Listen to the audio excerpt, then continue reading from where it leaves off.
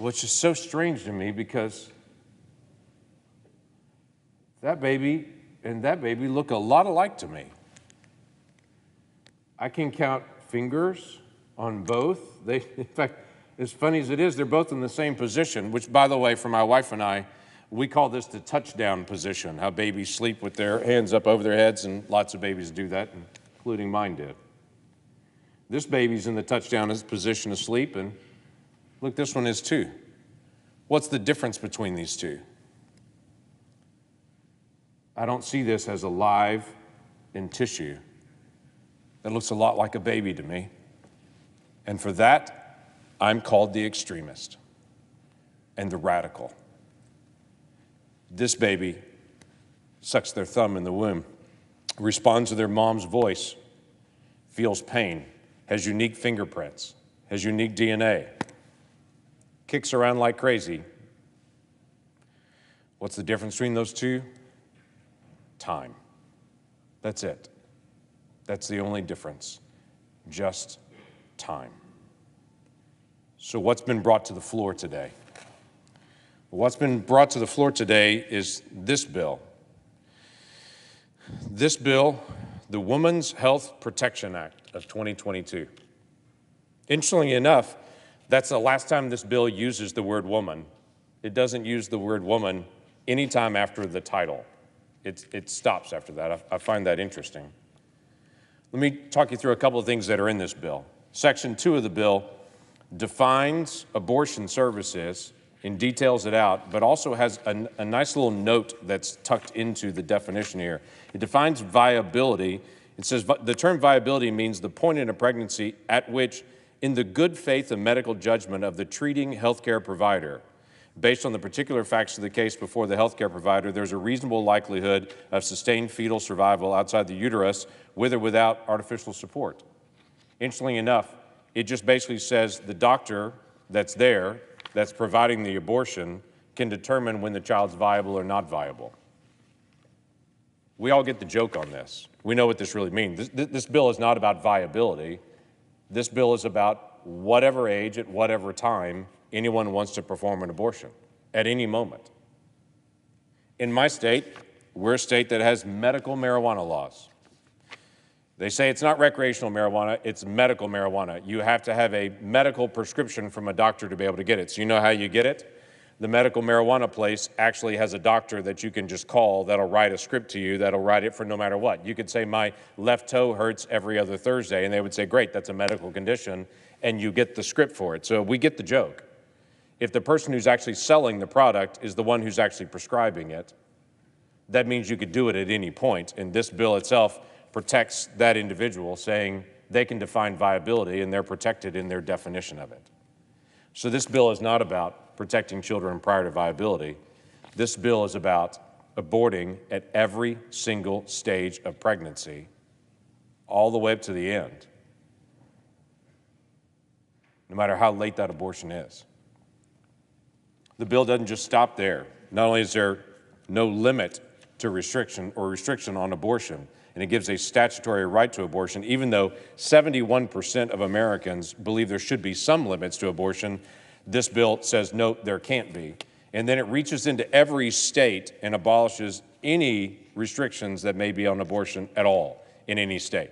For instance, if a state says there has to be more information given to the woman, like an ultrasound, or just give information about this child, it abolishes that. So a state cannot inform the mom before the abortion. That's prohibited. It also abolishes any other restriction on telemedicine. It abolishes any requirement any state has on safety, or healthy. It used to be that I heard the term from the pro-abortion crowd, safe, legal, and rare. This strips away the safe term on it and just says every restriction that's out there on safety has to be stripped away. No state can put a restriction out there on this.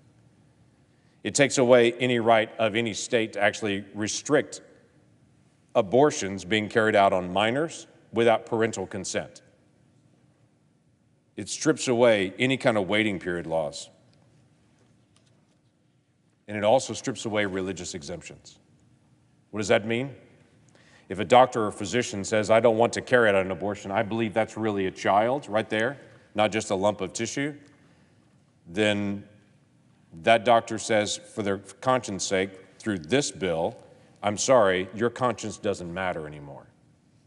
This strips away all conscience protections. In fact, what's interesting is the Religious Freedom Restoration Act was passed in 1993, and it's never, ever been accepted until this bill. This bill literally reaches into the Religious Freedom Restoration Act and says, your religious conscience doesn't matter. It's an abortion. Get over it. That's what this bill says. This is not some simple codifying Roe bill. This is telling the nation, I'm sorry, you may think that little girl is a little girl and is valuable. We think she's disposable. No. Listen, pro-life members here, like myself, have fought to make adoption more affordable, expand the child tax credit for the unborn, continue to provide assistance, food, health care to needy families, maternal health. We should all be working to support women in very difficult days. But she matters in this conversation. We can't lose track of that. Mother Teresa once made the comment, if we accept that a mother can kill even her own child, how can we tell other people not to kill one another? You may say, well, that's Mother Teresa's opinion that that child is a child. I would also tell you, it's Joe Biden's as well. Joe Biden also made the statement just last week, the Dobbs decision is about the ability to abort a child. To abort a child was President Biden's statement. I agree. The conversation right now on the floor is what's her future? What happens next will decide a lot. I can assure you, I'm going to speak out the rights for every single child and will declare again, every child is valuable.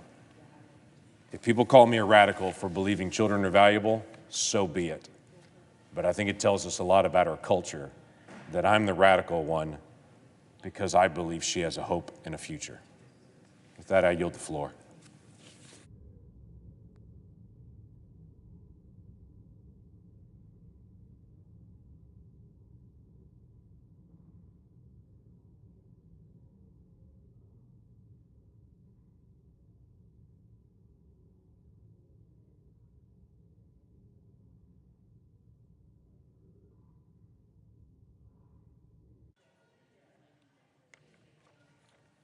I ask unanimous consent that I be allowed to speak for up to 10 minutes, followed by Senator Murray for up to 5 minutes prior to the scheduled roll call votes.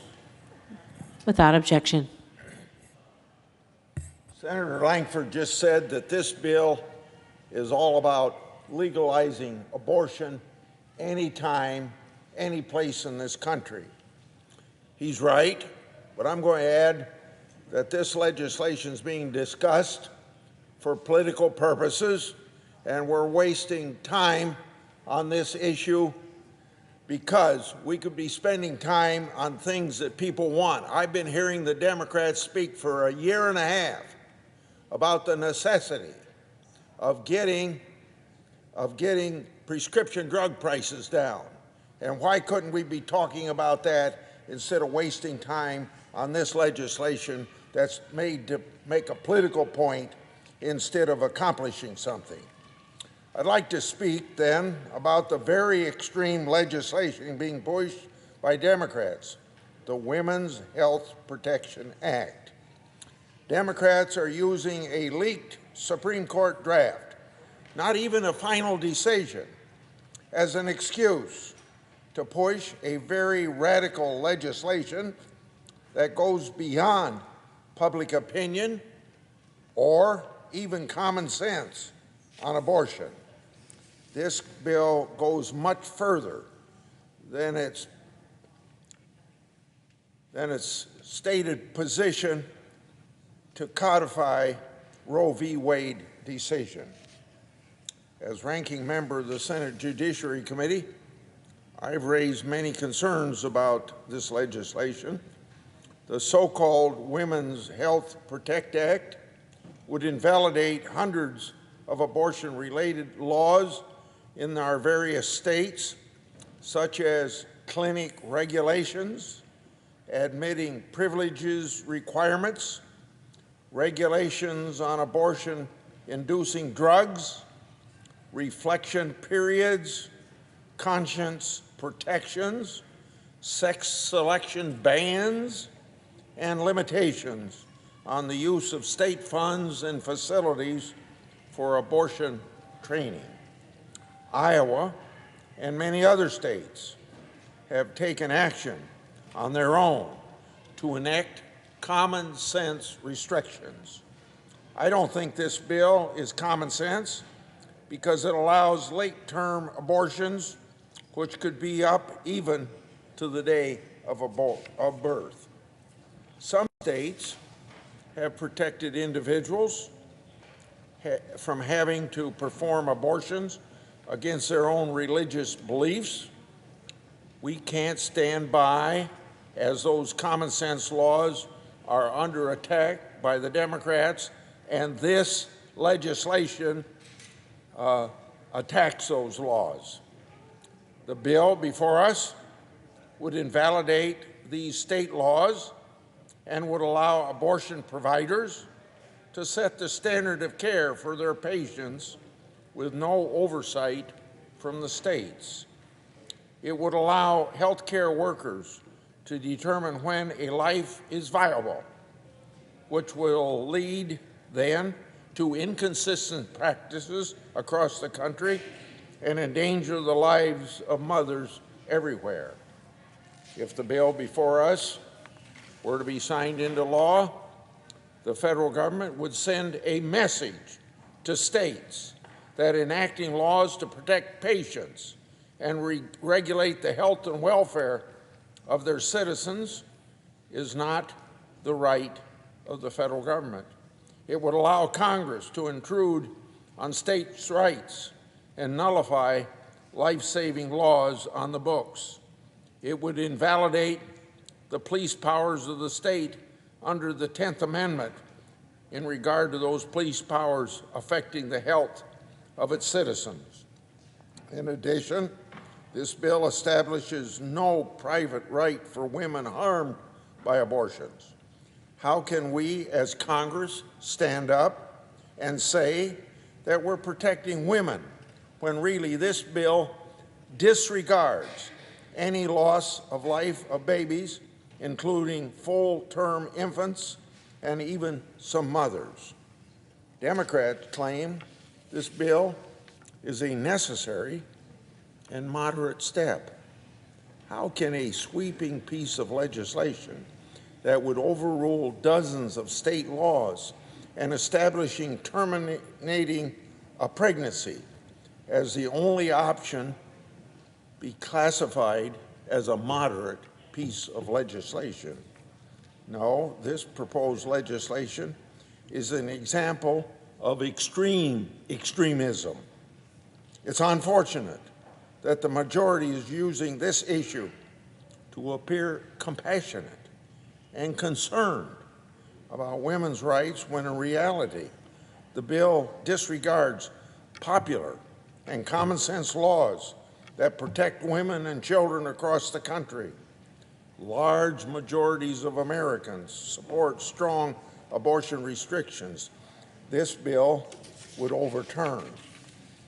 I understand and appreciate the robust debate around this subject. However, I'm uncomfortable with the rhetoric of some of my colleagues. They refuse to discuss important priorities of what the American people want and only want to push one extreme option. Let me be clear. Abortion should not be promoted as a default contraception and family planning tool. Let's have a productive discussion on what can be done to support women and families. It's important to be open with our colleagues and peers on our differences, but we must unite to protect life because every single life is precious. The Women's Health Protection Act is an extreme piece of legislation that completely disregards human life. I intend to vote against the motion to proceed. I yield. President.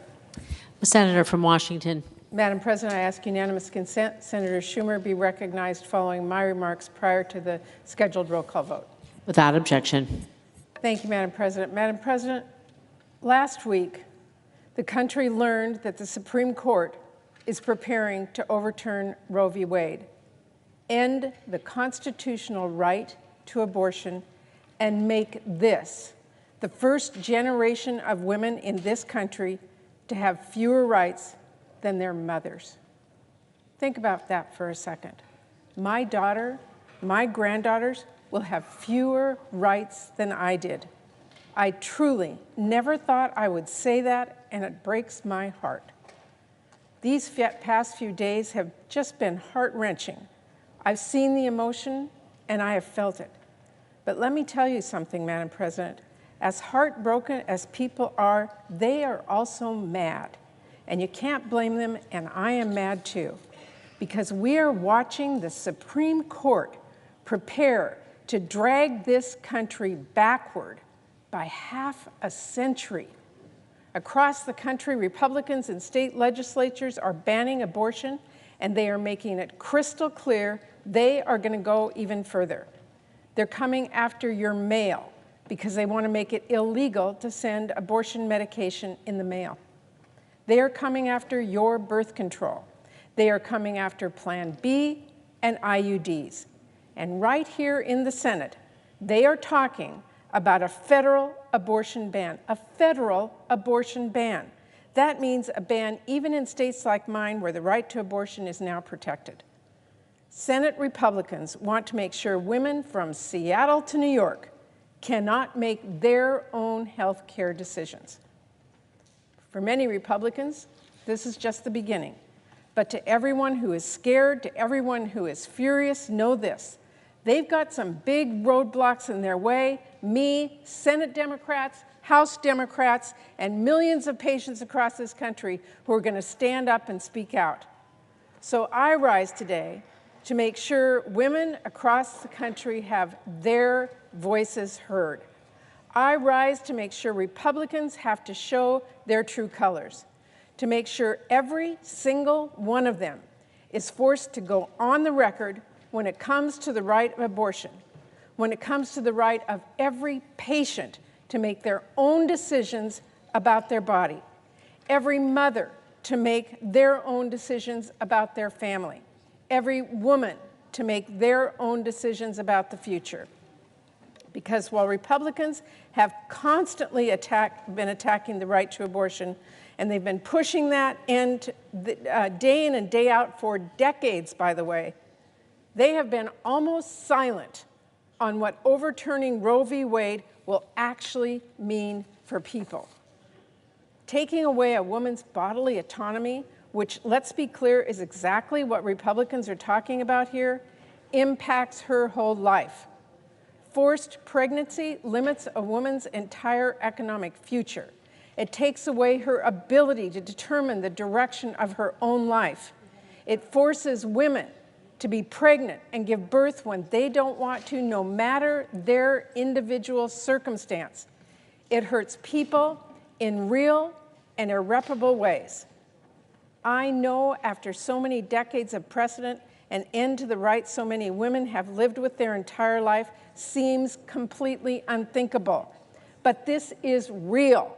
This is happening, and Republicans have been preparing for this for decades. We are about to see a tidal wave of abortion bans across the country. So this vote today will force Republicans to face up to the hurt and suffering they have caused and will cause, the lives that hang in the balance.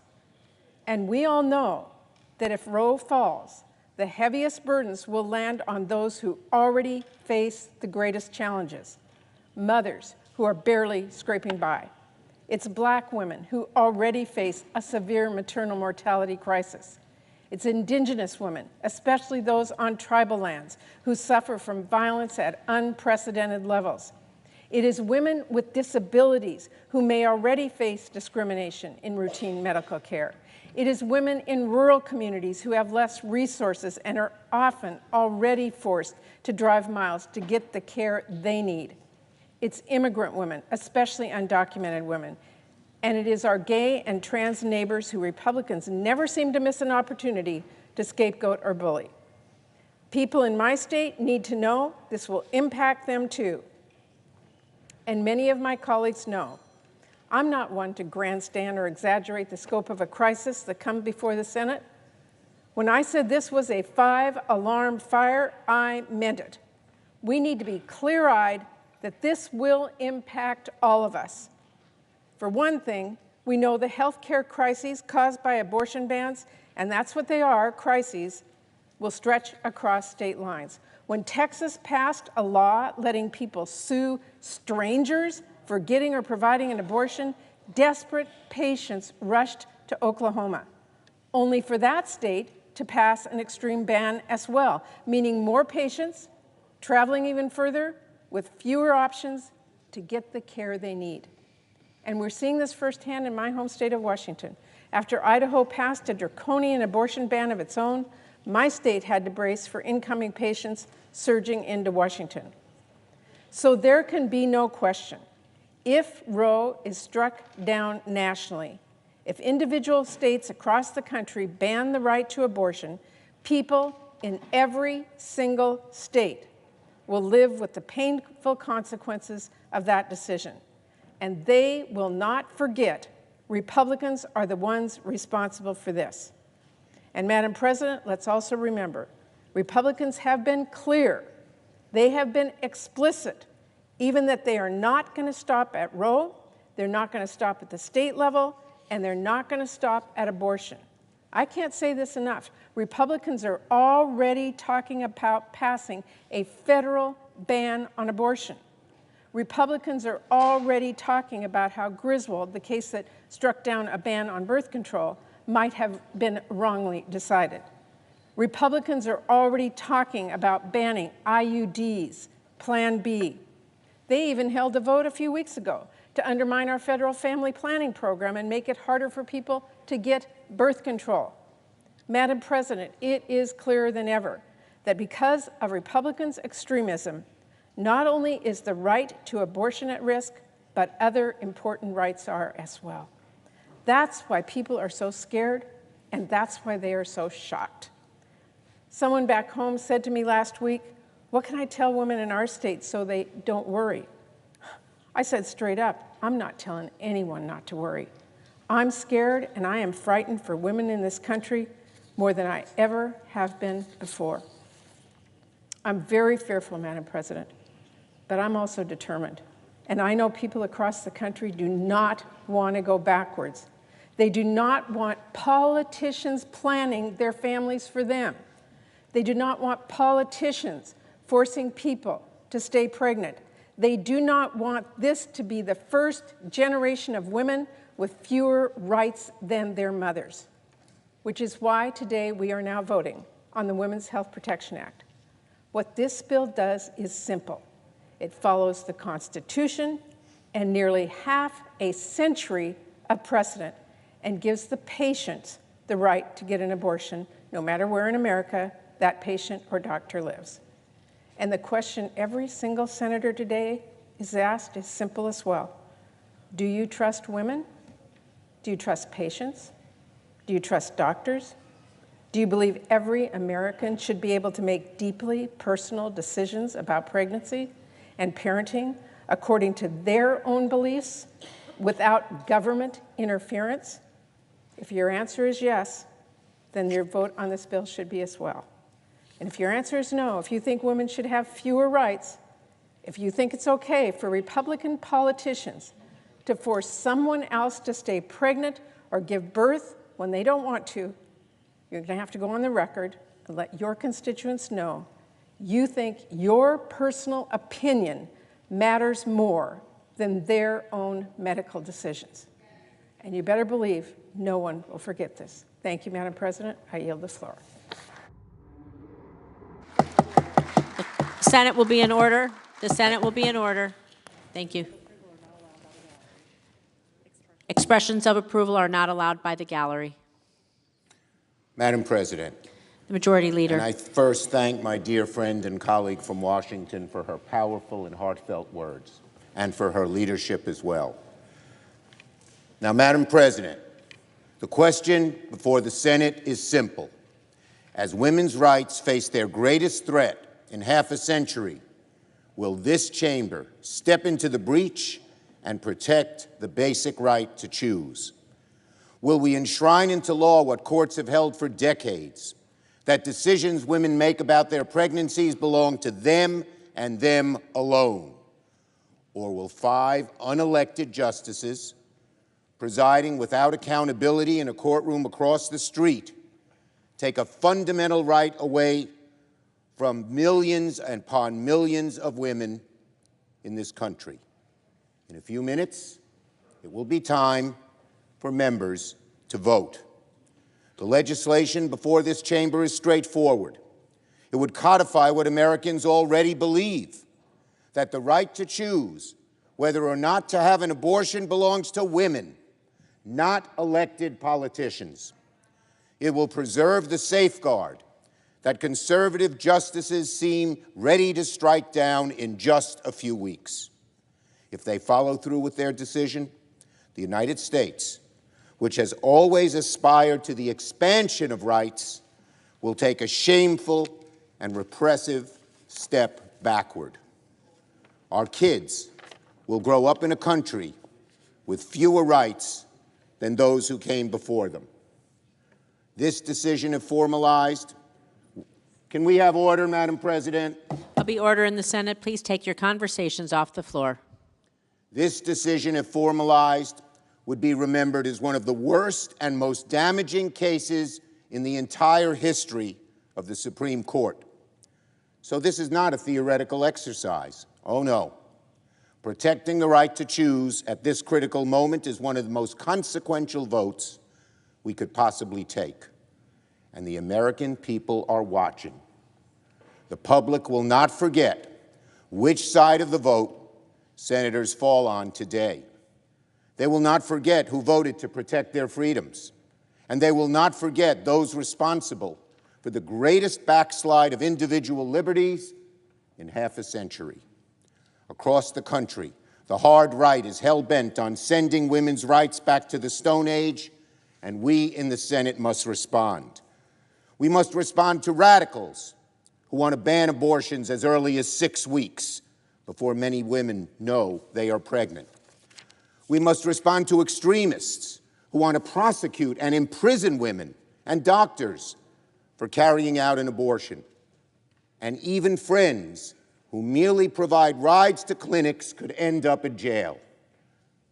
And we must respond to the swell of hard-right ideologues who openly champion restrictions without exceptions for rape or incest. We must oppose the vision that MAGA Republicans clamor for: forced pregnancies, punishment for women and doctors, and zero exceptions for rape or incest. This is not what America wants. I hope it is not what members of this chamber want either. I implore everyone whose conscience has been jolted over the past week to vote in favor of today's measure. Indeed, I implore everyone who cares about the rights of not just women, but of all Americans, to support this measure. Because if 5 unelected justices are allowed to decide the fates of millions of women, if the rights women have relied upon for 50 years wither away like ash, if we do not take a stand now to protect a woman's right to choose, then mark my words, it will be open season on our God-given freedoms in this great and grand country. Today it will be Roe. Tomorrow it will be a national ban on abortion. And beyond that, something even more dreadful. We cannot allow this shameful backslide to happen. We cannot allow the whims of MAGA Republicans to bully the rest of the country into submission. I urge my colleagues, take a stand. I urge my colleagues and Americans to fight back. I urge Americans and everyone here to defend the right to choose. I urge my colleagues, vote yes. I yield the floor. Call the vote. Under the previous order, all post-cloture time is expired. The question is on the Bedoya nomination. Is there a sufficient second? There appears to be. The clerk will call the roll. Ms. Baldwin.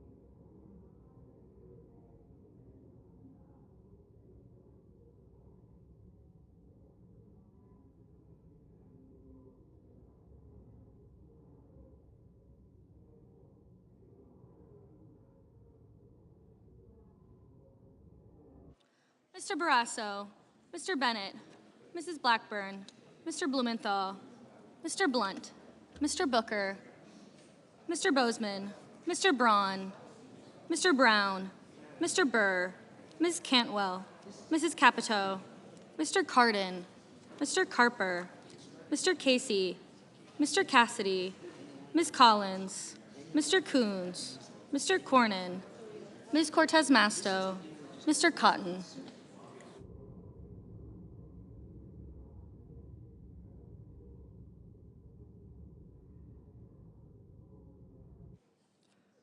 Mr. Kramer, Mr. Crapo, Mr. Cruz, Mr. Daines, Ms. Duckworth, Mr. Durbin, Ms. Ernst, Mrs. Feinstein, Mrs. Fisher, Mrs. Gillibrand, Mr. Graham, Mr. Grassley, Mr. Haggerty, Ms. Hassan, Mr. Hawley, Mr. Heinrich, Mr. Hickenlooper, Ms. Hirono, Mr. Hoven, Mrs. Hyde-Smith, Mr. Inhofe, Mr. Johnson, Mr. Kane, Mr. Kelly,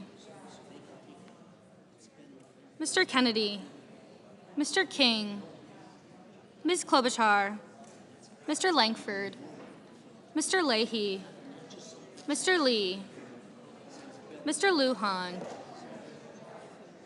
Ms. Lummis, Mr. Manchin,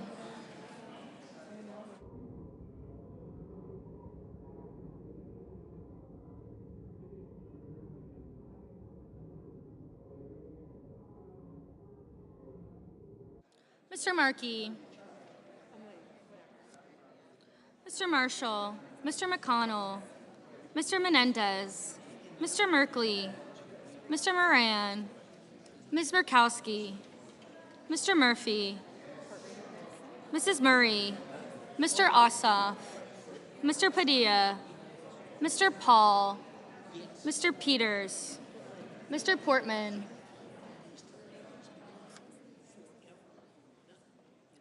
Mr. Reed, Mr. Risch, Mr. Romney,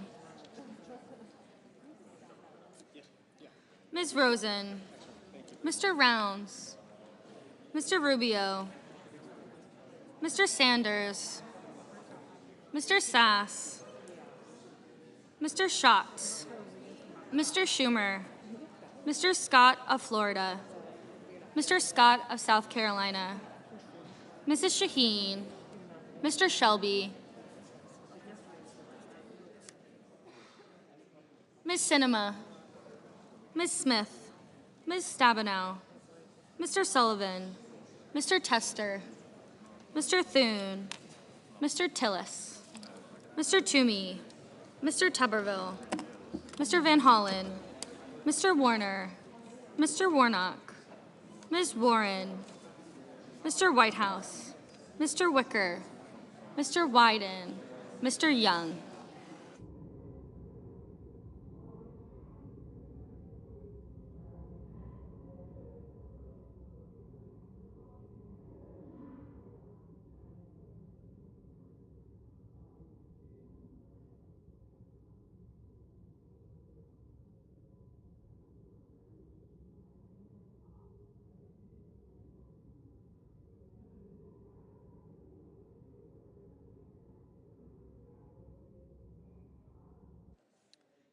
Senators voting in the affirmative: Baldwin, Cardin, Feinstein, Gillibrand, Hirono, King, Markey, Menendez, Murray, Padilla, Peters, Reed, Rosen, Schumer, Stabenow, Warner, Warren, and Whitehouse.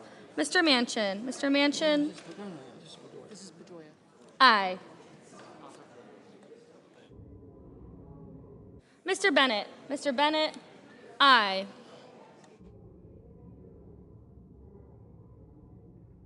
Senators voting in the negative: Cornyn, Fisher, Grassley, Inhofe, Johnson, Lee, Portman, Risch, Browns, Rubio, and Scott of Florida. Mr. Moran. Mr. Moran, no.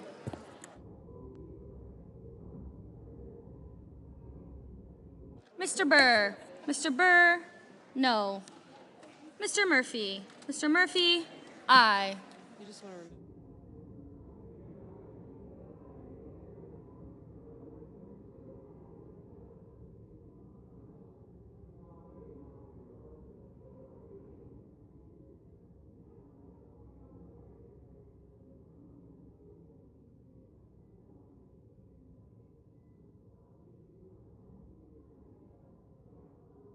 Mr. Wyden. Mr. Wyden, aye.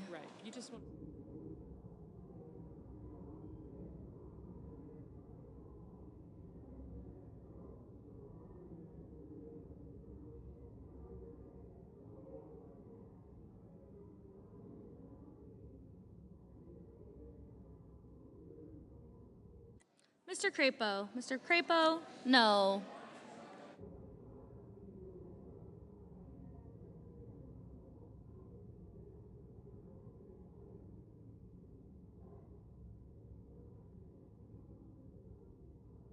Mr. Langford. Mr. Langford, no.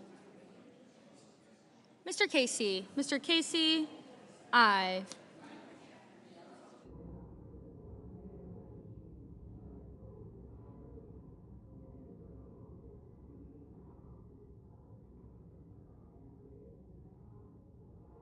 Mr. Romney. Mr. Romney, no.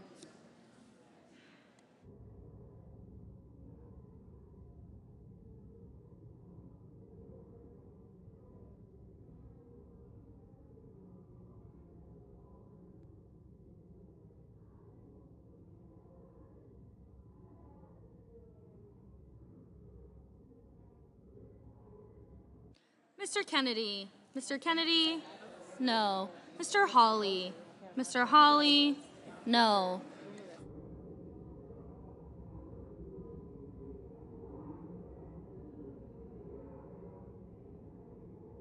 Mr. Coons. Mr. Coons, aye.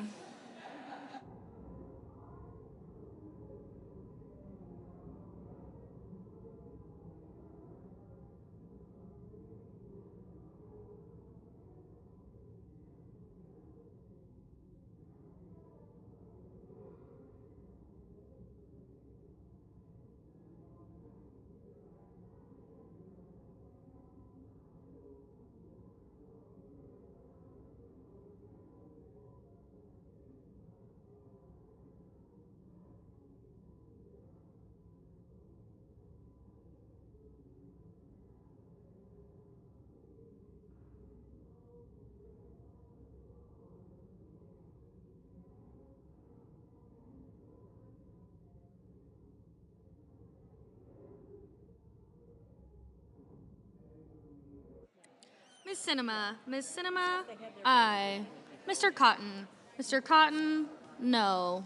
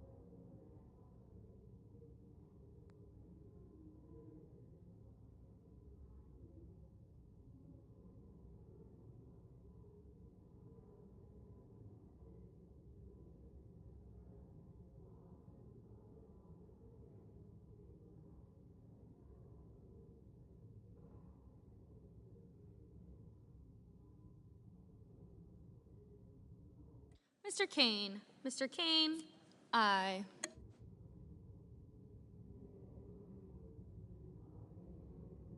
Mr. Tester. Mr. Tester, aye.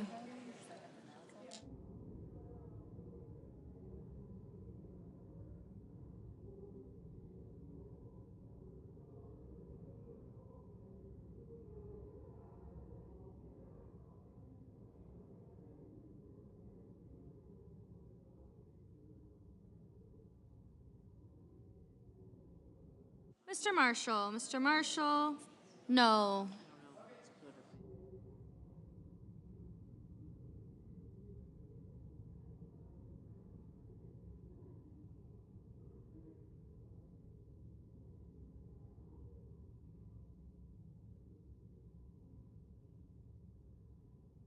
Mr. Tuberville. Mr. Tuberville, no.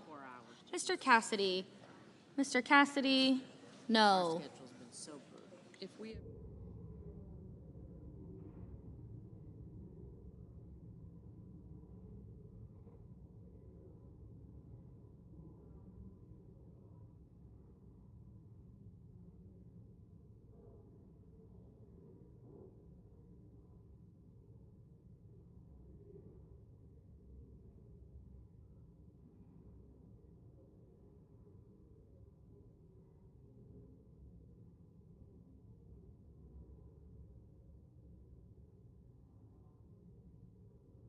Mr. Bozeman. Mr. Bozeman, no.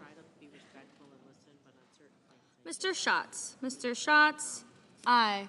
Ms. Hassan. Ms. Hassan, aye.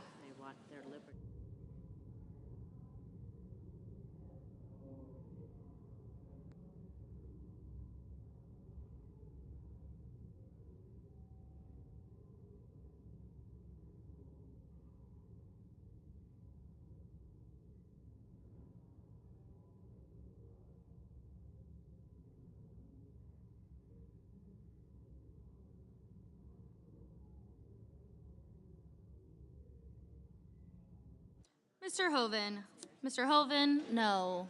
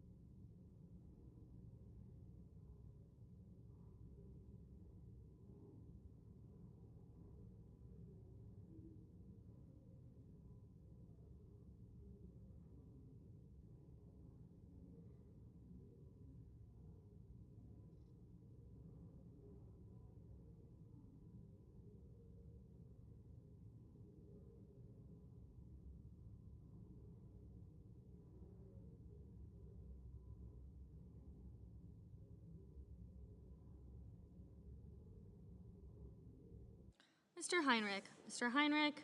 Aye. Mr. Brown. Mr. Brown. Aye.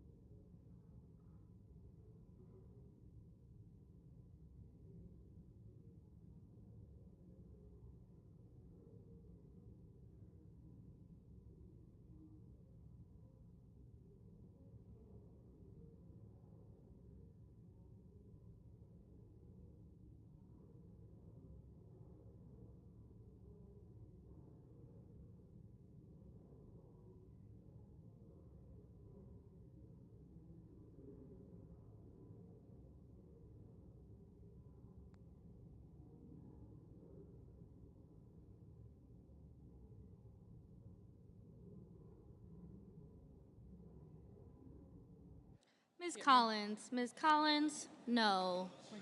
Mr. Graham. Mr. Graham. No. Mr. Durbin. Mr. Durbin. Aye. Ms. Duckworth. Ms. Duckworth. Aye. Mr. Scott. Mr. Scott of South Carolina. No. Mrs. Shaheen. Mrs. Shaheen. Aye.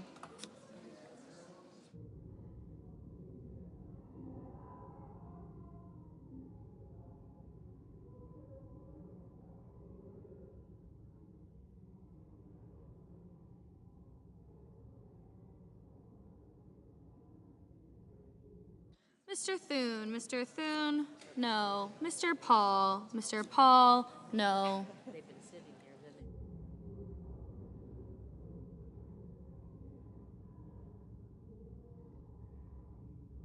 Ms. Cantwell. Ms. Cantwell. Aye. Mrs. Blackburn. Mrs. Blackburn. No.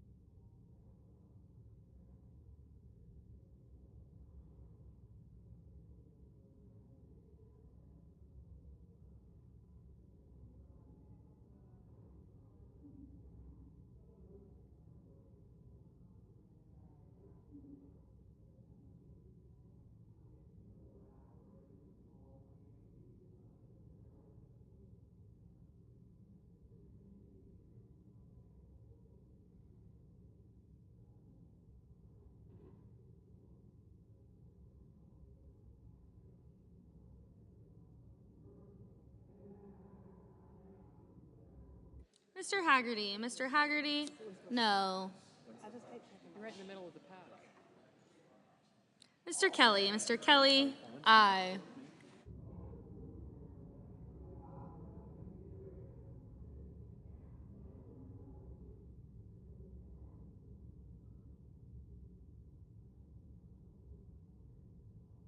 Mr. Lujan, aye.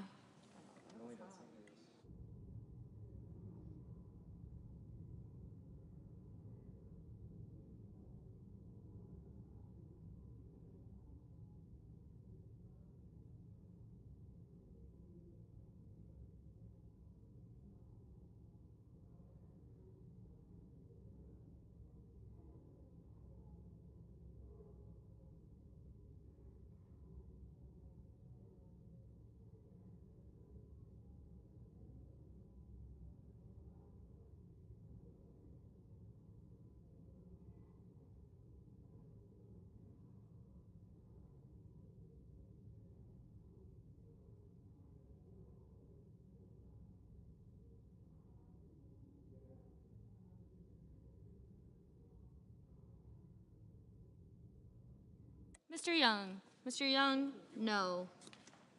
Ms. Smith, aye.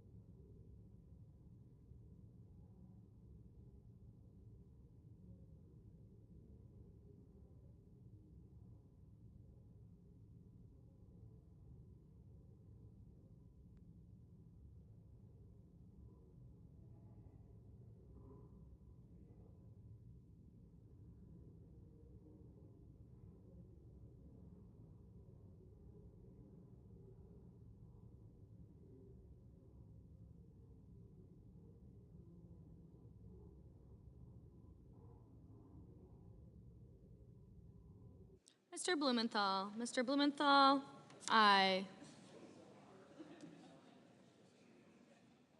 Mrs. Hyde Smith, no. Mr. Wicker, no.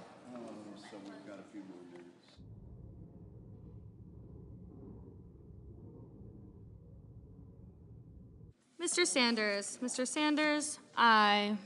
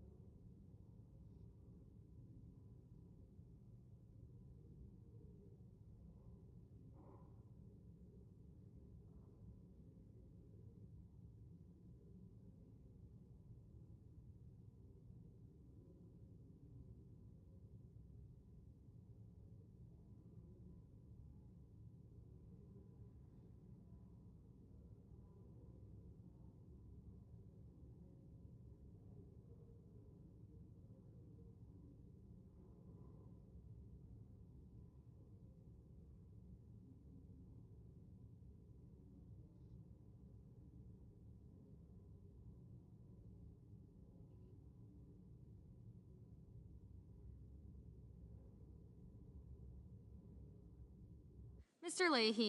Leahy, aye.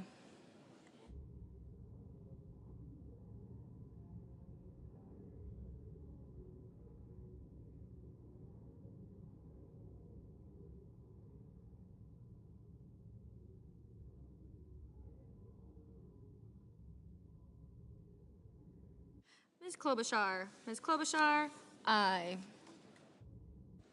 Mr. Sass. Mr. Sass, no.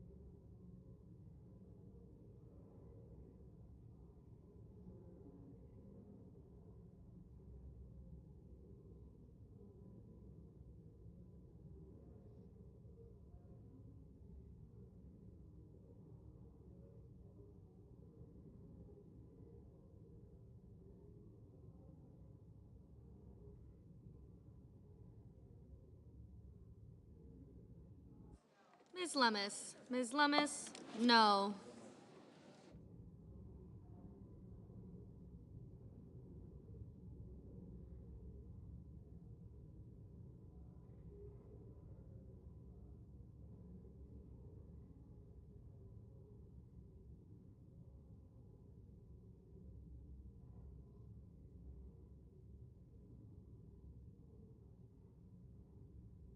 Mr. Warnock. Mr. Warnock, aye.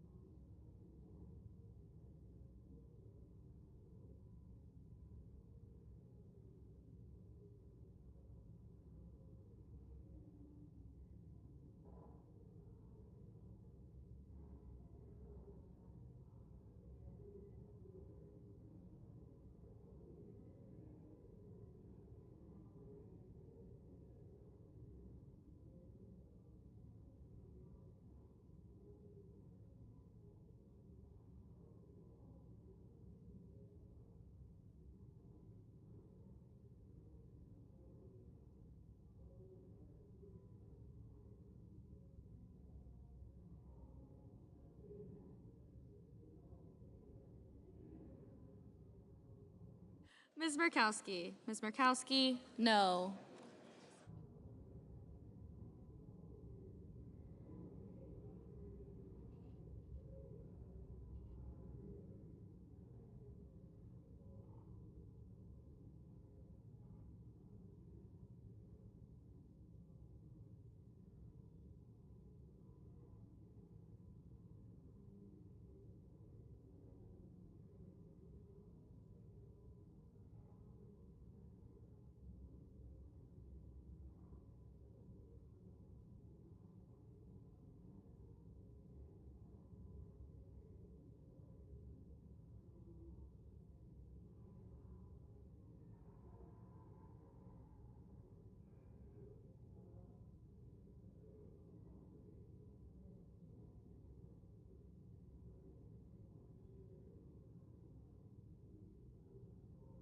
Mr. Sullivan. Mr. Sullivan, no.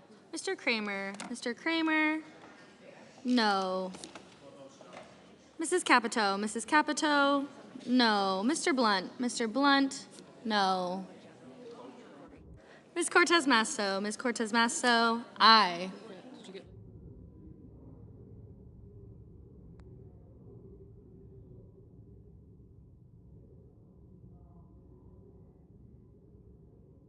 Mr. Carper. Mr. Carper, aye.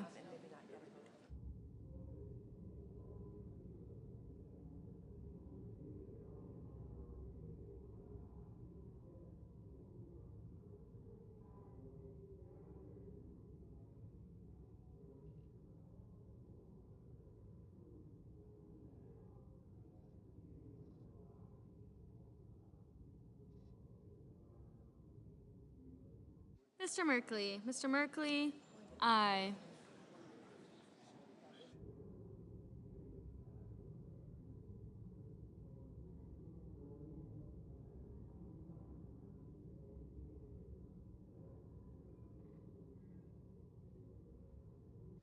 Mr. Shelby. Mr. Shelby, no. Mr. Toomey. Mr. Toomey, no. Mr. Barrasso. Mr. Barrasso, no.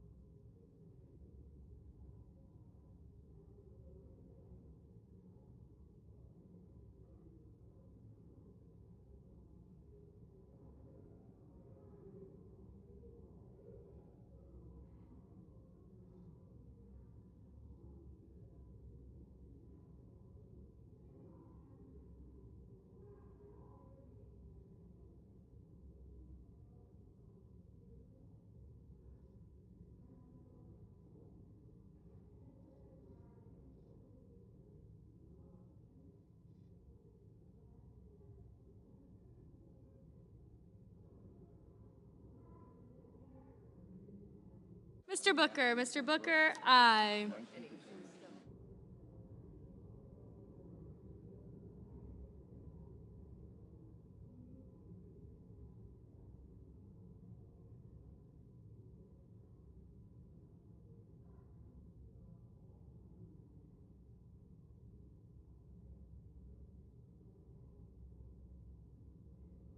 Mr. McConnell. Mr. McConnell, no.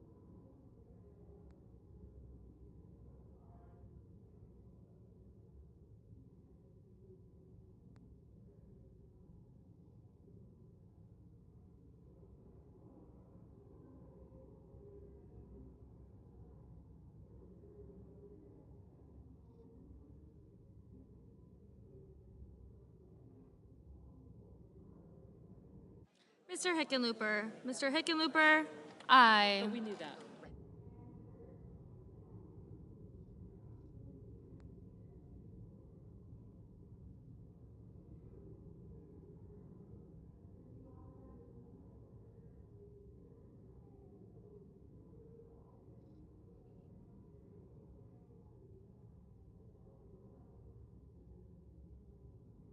Mr. Braun. Mr. Braun, no.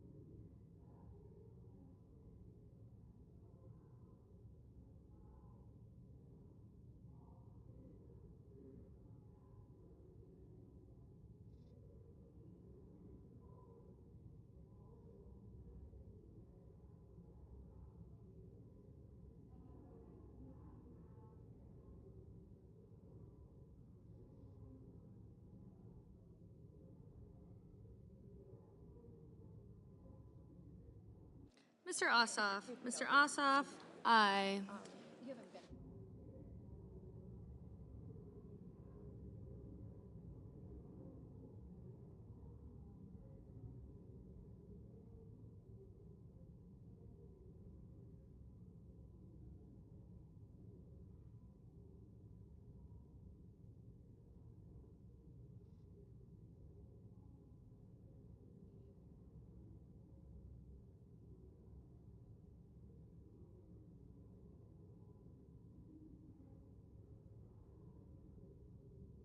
Mr. Cruz. Mr. Cruz, no.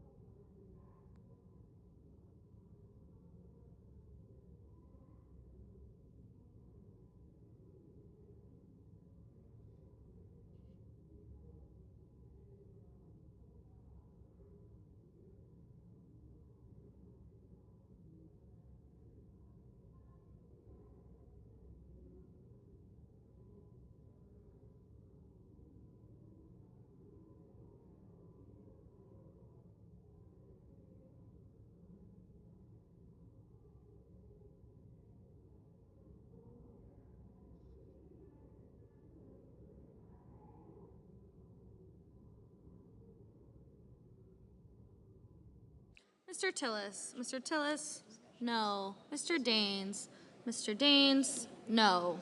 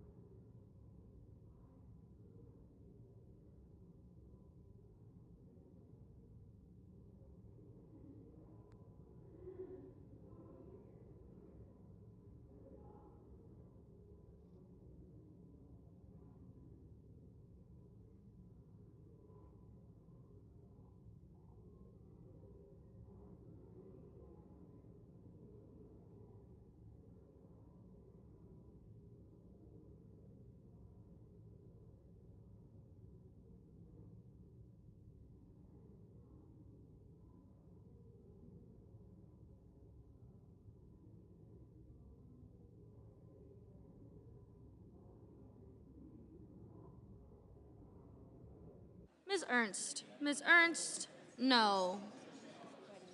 It's a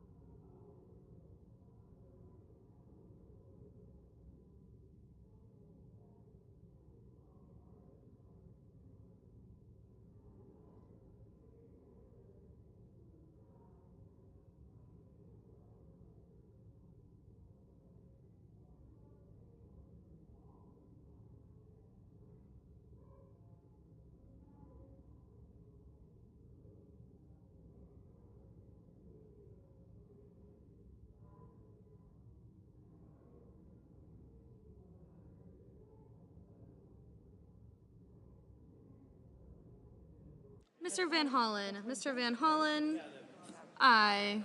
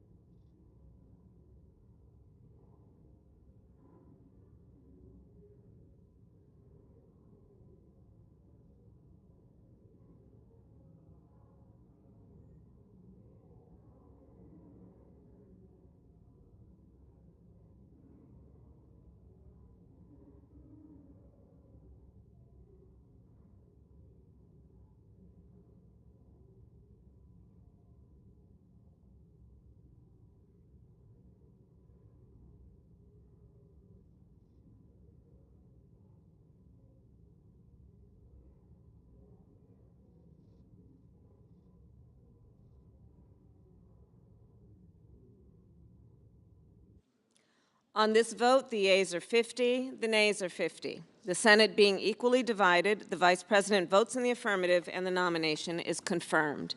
Under the previous order, the motion to reconsider is considered made and laid upon the table, and the President will be immediately notified of the Senate's actions. The clerk will report the motion to invoke cloture. Cloture motion. We, the undersigned senators, in accordance with the provisions of Rule 22 of the Standing Rules of the Senate, do hereby move to bring to a closed debate on the motion to proceed to calendar number 362, S4132, a bill to protect a person's ability to determine whether to continue or end a pregnancy and to protect a health care provider's ability to provide abortion services, signed by 19 senators. By unanimous consent, the mandatory quorum call has been waived. The question is it in the sense of the Senate to debate on the motion to proceed to S4132, a bill to protect a person's ability to determine whether to continue or end a pregnancy and to protect a health care provider's ability to provide abortion services, shall be brought to a close? The yeas and nays are mandatory under the rule. The clerk will call the roll. Ms. Baldwin. Mr. Barrasso. Mr. Bennett.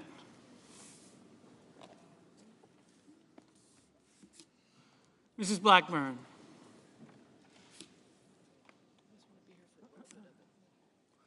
Mr. Blumenthal.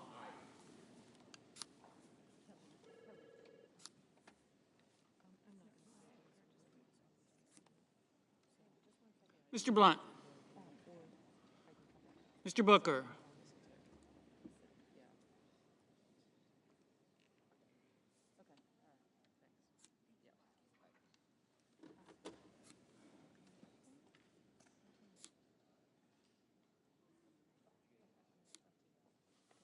Mr. Bozeman.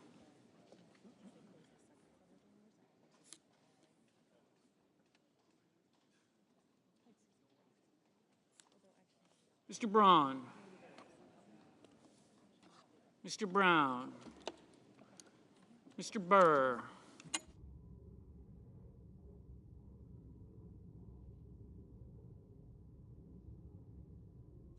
Ms. Cantwell. Mrs. Capito. Mr. Cardin. Mr. Carper. Mr. Casey.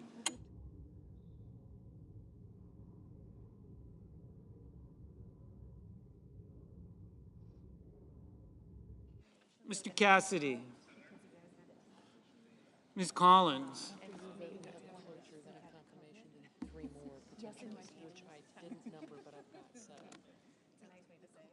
Mr. Coons.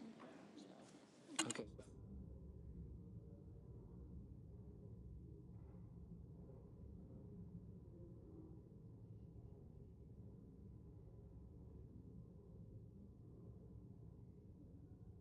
Mr. Cornyn.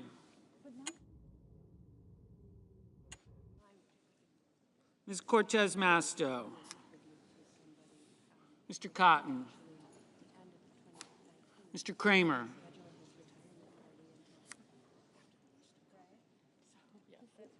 Mr. Crapo. Mr. Cruz. Mr. Daines. Ms. Duckworth. Mr. Durbin. Ms. Ernst.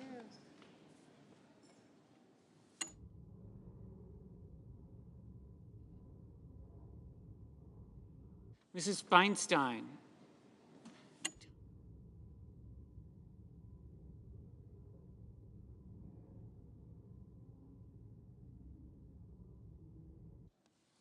Mrs. Fisher. Mrs. Gillibrand. Mr. Graham. Mr. Grassley.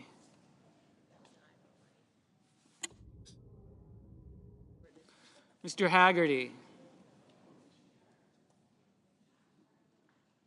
Ms. Hassan.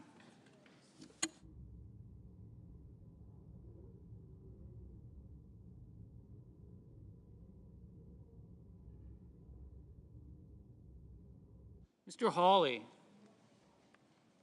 Mr. Heinrich.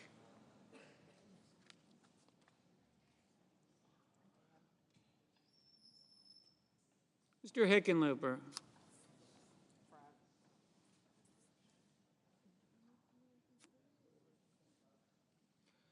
Ms. Orono. Mr. Hoven.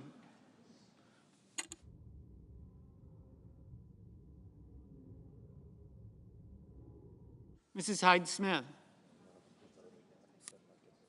Mr. Inhofe. Mr. Johnson. Mr. Kane.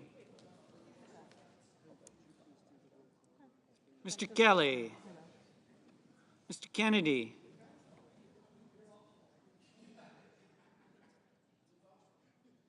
Mr. King.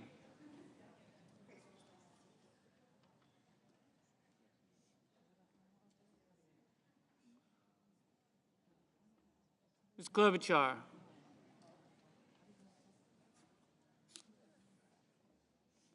Mr. Langford.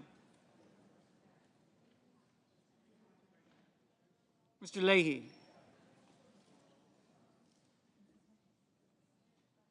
Mr. Lee.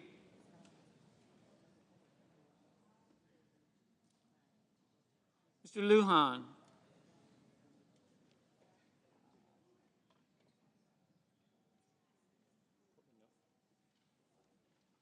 Ms. Lamas. Mr. Manchin. Mr. Markey. Mr. Marshall. Mr. McConnell. Mr. Menendez. Mr. Merkley. Mr. Moran. Ms. Murkowski. Mr. Murphy. Mrs. Murray. Mr. Ossoff. Mr. Padilla. Mr. Paul. Mr. Peters. Mr. Portman. Mr. Reed. Mr. Risch. Mr. Romney. Ms. Rosen. Mr. Rounds. Mr. Rubio.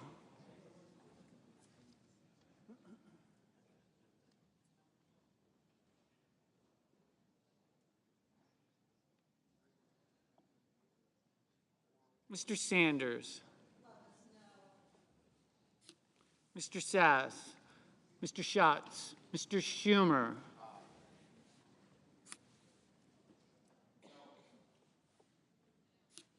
Mr. Scott of Florida. Mr. Scott of South Carolina.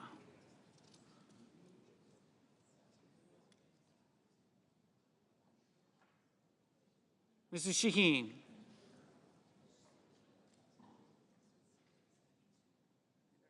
Mr. Shelby.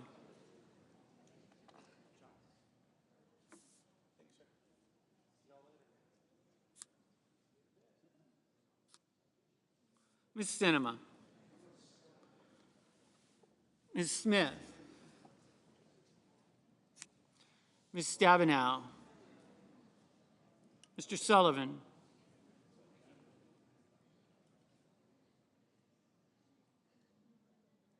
Mr. Tester. Mr. Thune. Mr. Tillis. Mr. Toomey. Mr. Tuberville.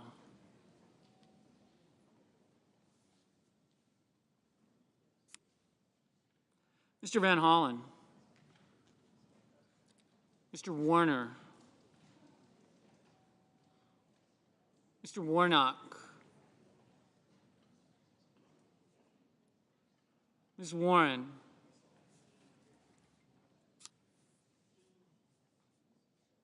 Mr. Whitehouse.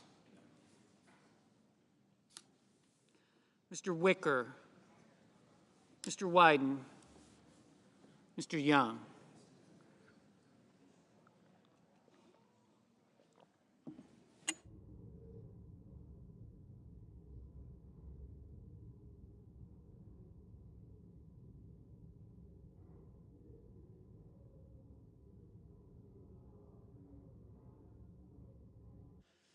Senators voting in the affirmative: Baldwin, Blumenthal, Booker, Cardin, Durbin, Gillibrand, Kane, Klobuchar, Leahy, Lujan, Murray, Reed, Schatz, Schumer, Sinema, Smith, Van Hollen, Warren, Wyden. Senators voting in the negative: Braun, Capito, Cruz, Daines, Ernst, Graham, Haggerty, Hawley, Heidsmith, Inhofe, Kennedy, Lummis, Moran, Murkowski, Portman, Romney, Thune, Tillis. Mr. Rounds, no.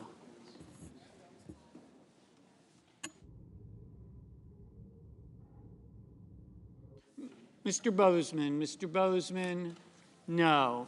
Mr. Wicker, no.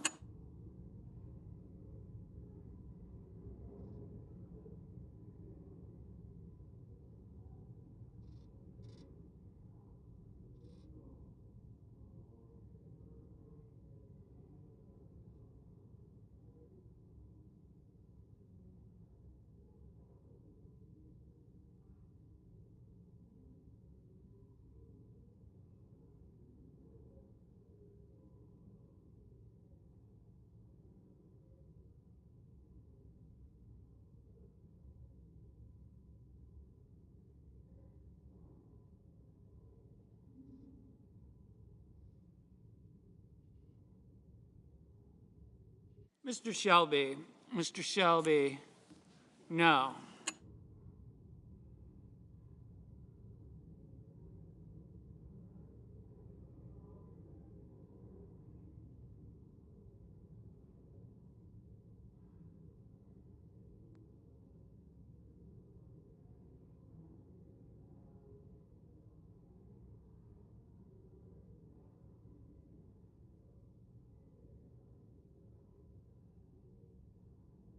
Mr. Padilla, aye.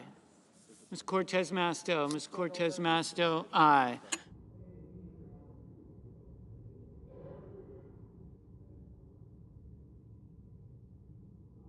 Mr. Mr. Menendez. Mr. Menendez, aye.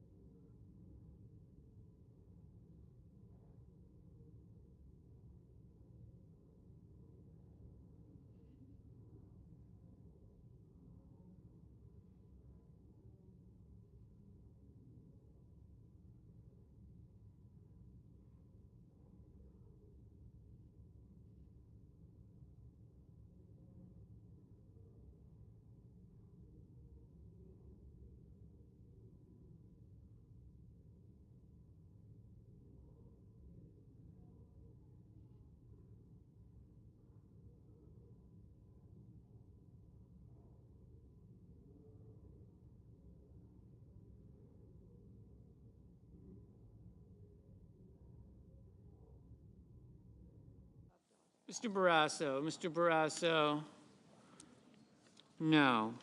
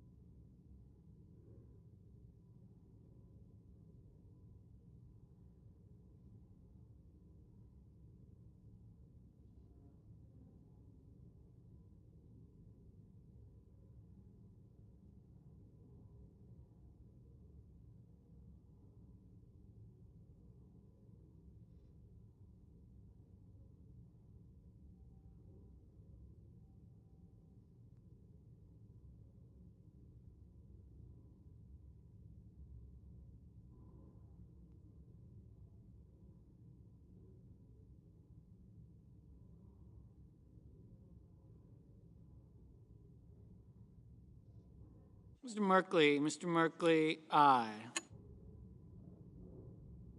Mr. Cotton. Mr. Cotton, no.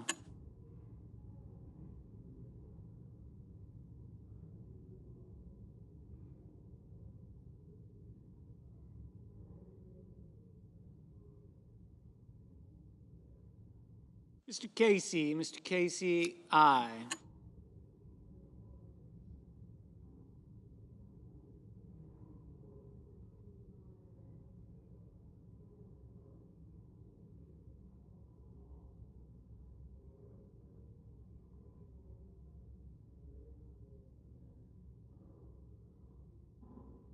Mr. Crapo. Mr. Crapo, no.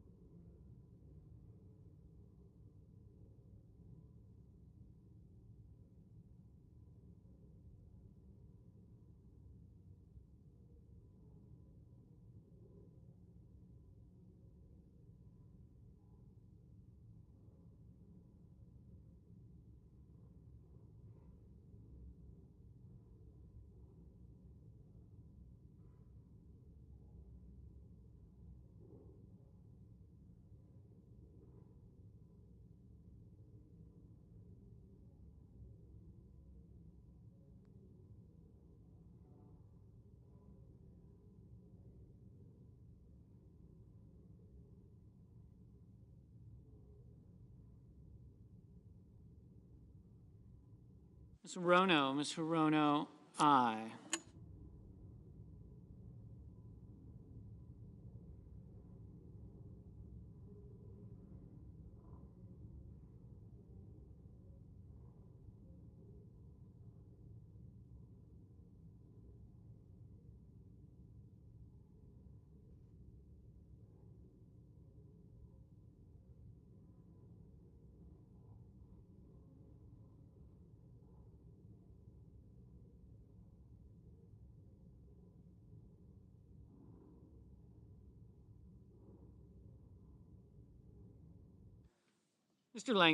Mr. Langford, no.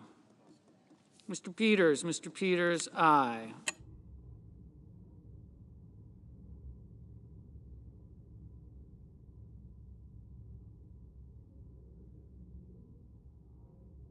Mrs. Feinstein, aye.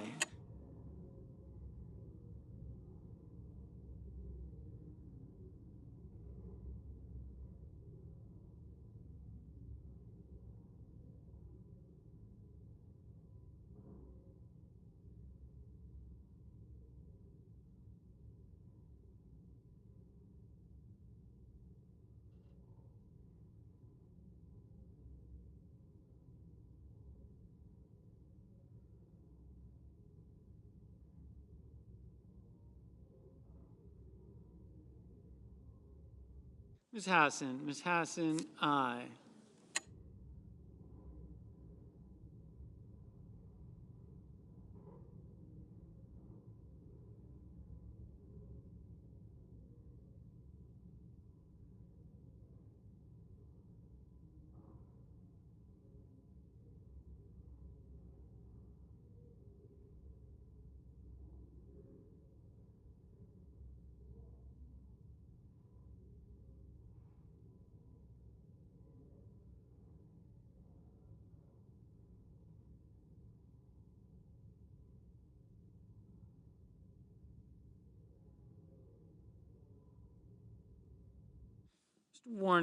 Mr. Warnock, aye. Mr. McConnell, no. Mr. Scott of South Carolina, no.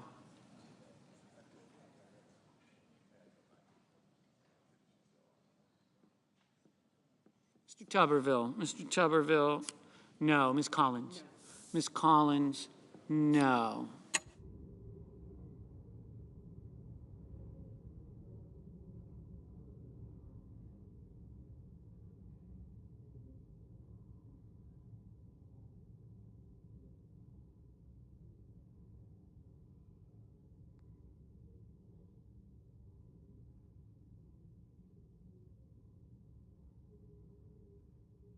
Ms. Stabenow, aye.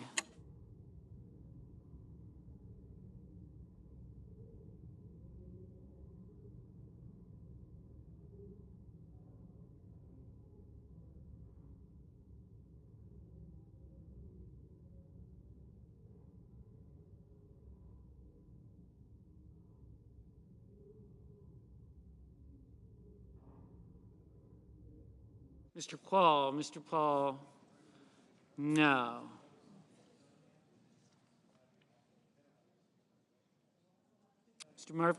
Mr. Murphy, aye. Mr. Sass, no. Mr. Brown, aye.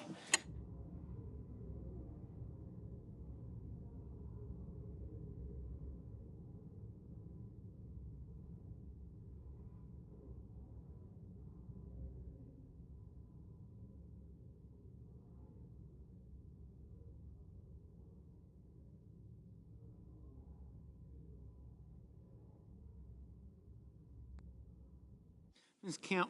Cantwell, aye. Mr. Sanders, aye.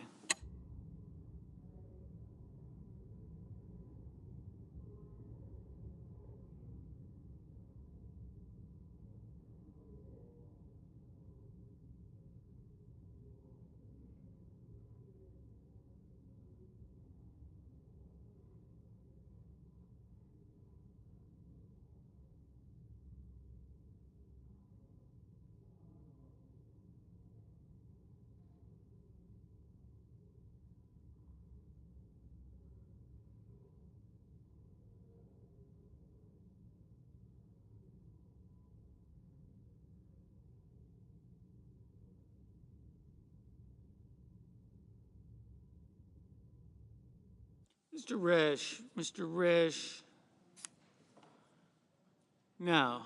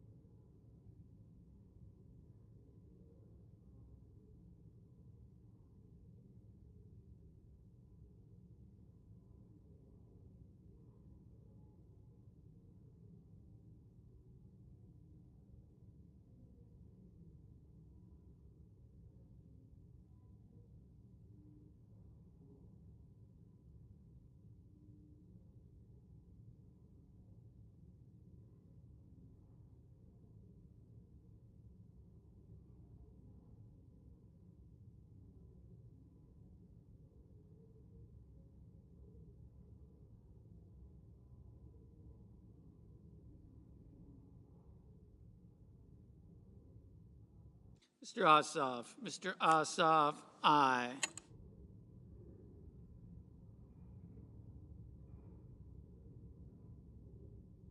Mr. Burr. Mr. Burr, no.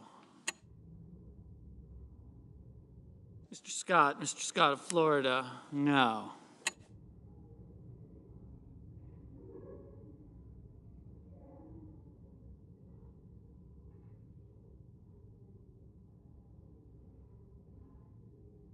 Mrs. Shaheen. Mrs. Shaheen, aye.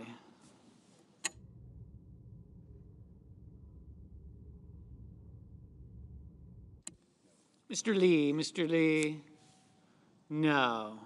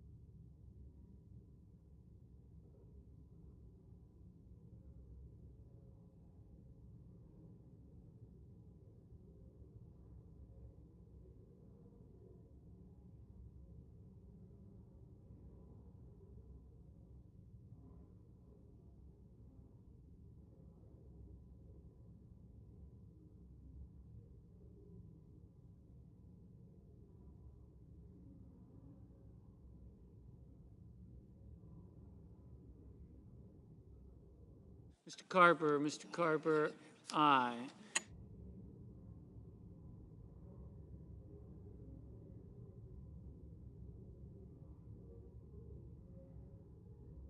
Mr. Rubio. Mr. Rubio, no. Mr. Grassley. Mr. Grassley, no.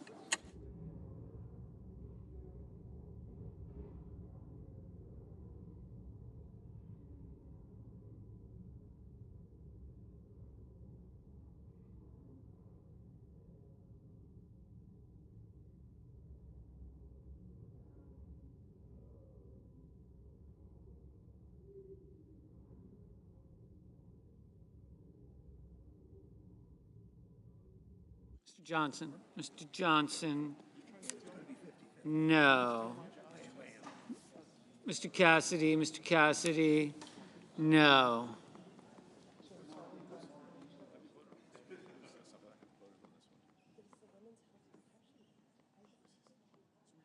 Ms. Duckworth. Ms. Duckworth, aye. Mr. Hickenlooper. Mr. Hickenlooper, aye. Mr. Markey. Mr. Markey, aye.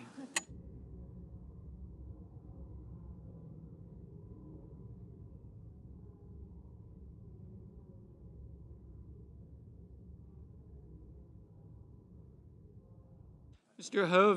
Hoven, no.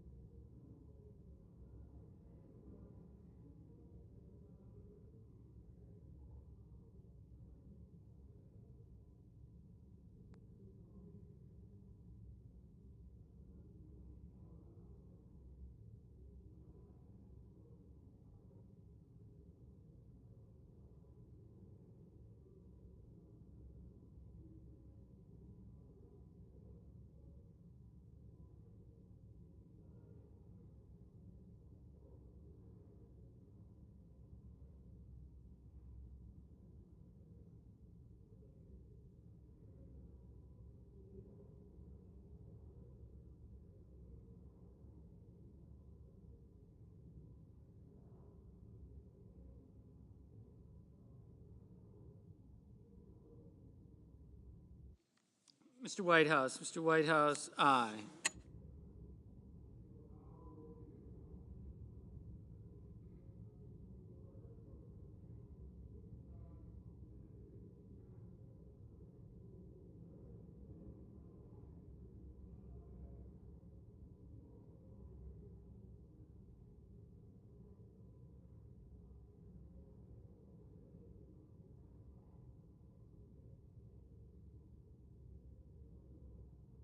Mr. Marshall, no.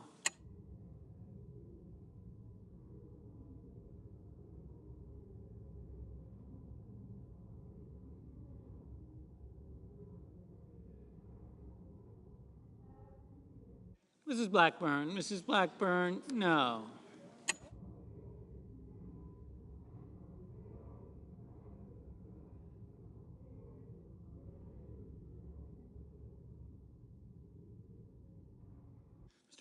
Mr. Heinrich, aye.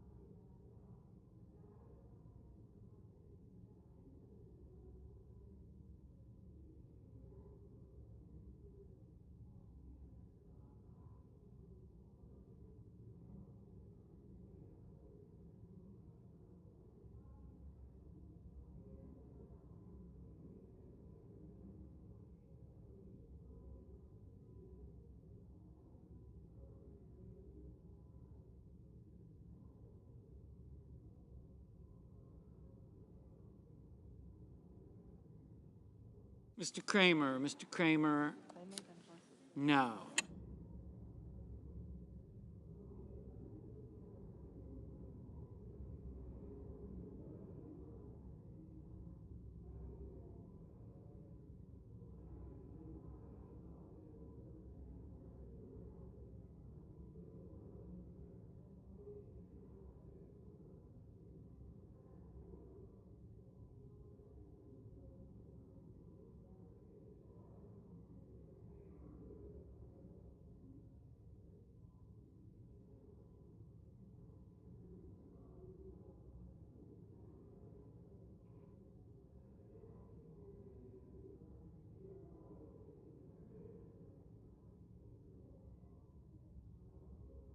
Mr.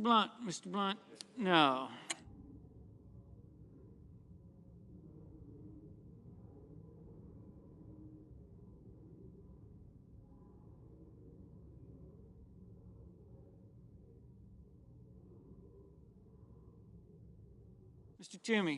Mr. Toomey, no.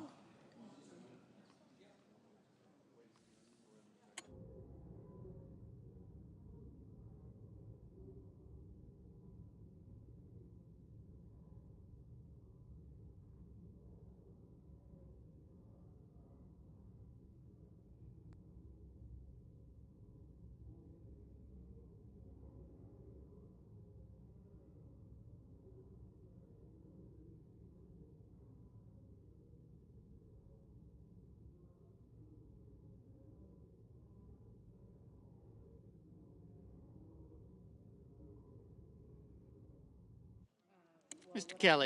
Kelly, aye.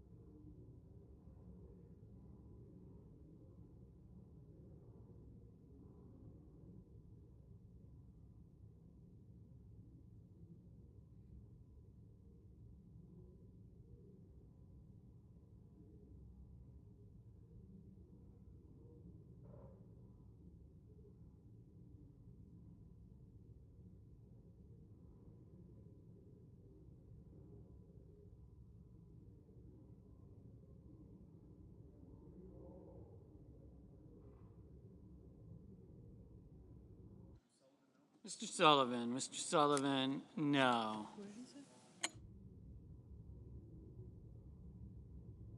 Ms. Rosen, aye.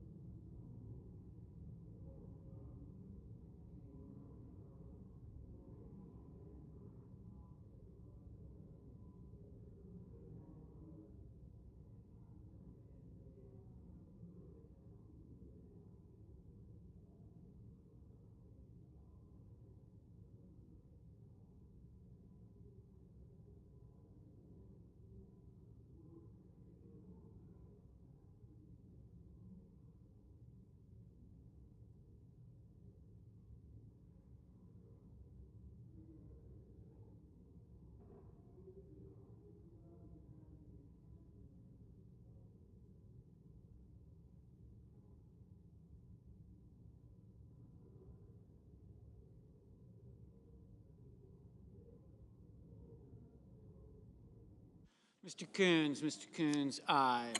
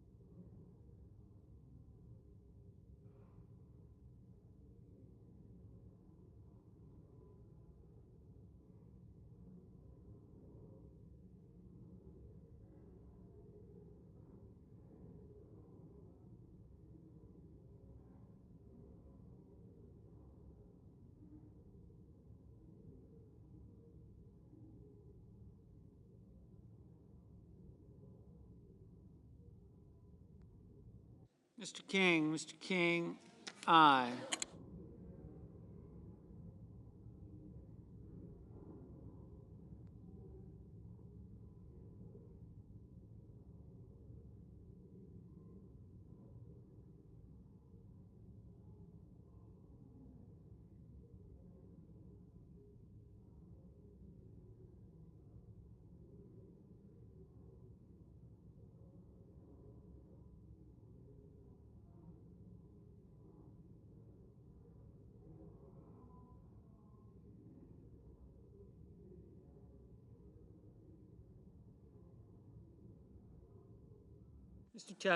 Mr. Tester, aye. Mr. Warner, aye. Mrs. Fisher, no.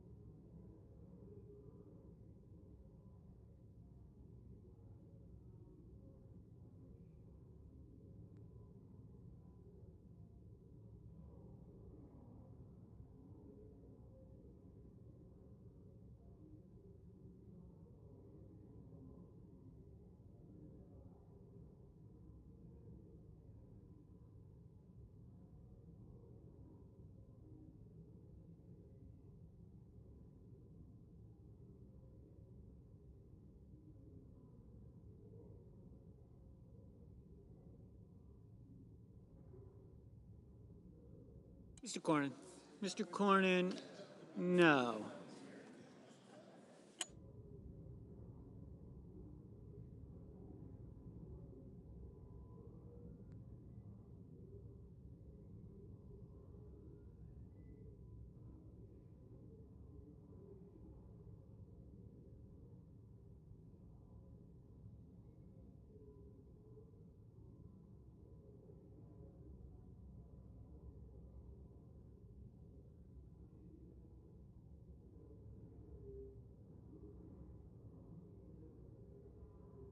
Mr. Young, no.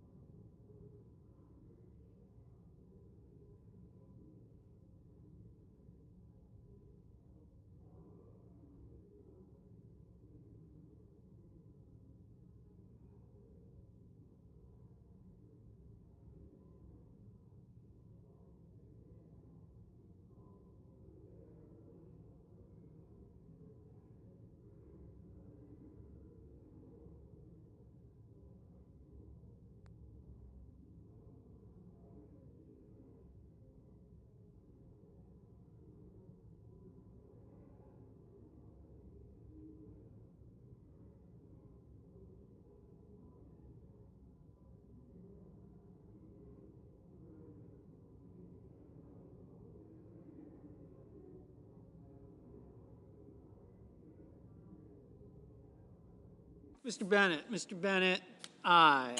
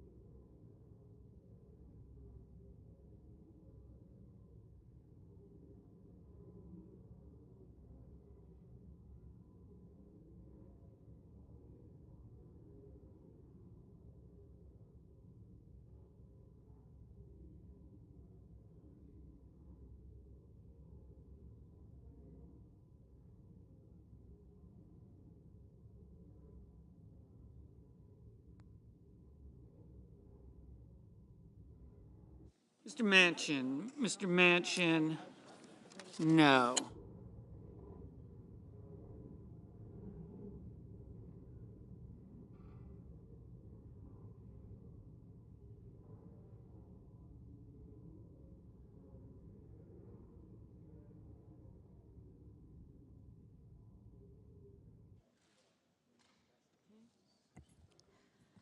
On this vote, the yeas are 49, the nays are 51.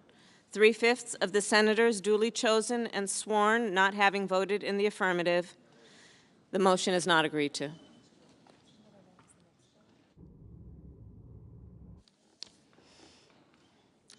The clerk will report the motion to invoke cloture. Cloture motion. We, the undersigned senators, in accordance with the provisions of Rule 22 of the Standing Rules of the Senate, do hereby move to bring to a close debate on the nomination of Executive Calendar Number 865, Julia Ruth Gordon of Maryland, to be an Assistant Secretary of Housing and Urban Development, signed by 18 senators. Number 2. By unanimous consent, the mandatory quorum call has been waived. The question is it the sense of the Senate that debate on the nomination of Julia Ruth Gordon of Maryland to be an Assistant Secretary of Housing and Urban Development shall be brought to a close? The yeas and nays are mandatory under the rule. The clerk will call the roll. Ms. Baldwin, Mr. Barrasso, Mr. Bennett, Mrs.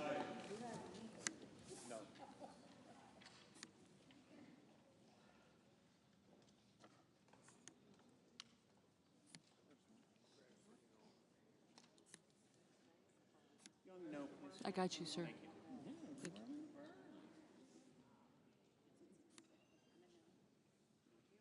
Thank you. Yep, thank you. Thank you.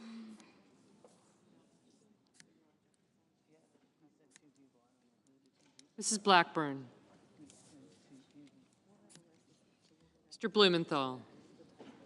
Mr. Blunt. Mr. Booker. Mr. Bozeman.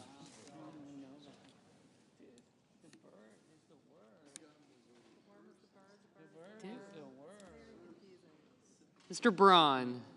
Mr. Brown. Mr. Burr. Ms. Cantwell. Mrs. Capito. Mr. Cardin.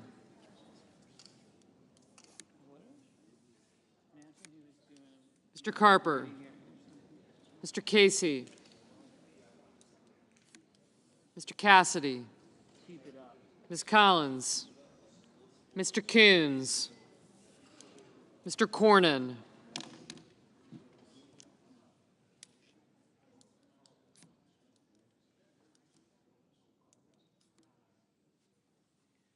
Ms. Cortez Masto.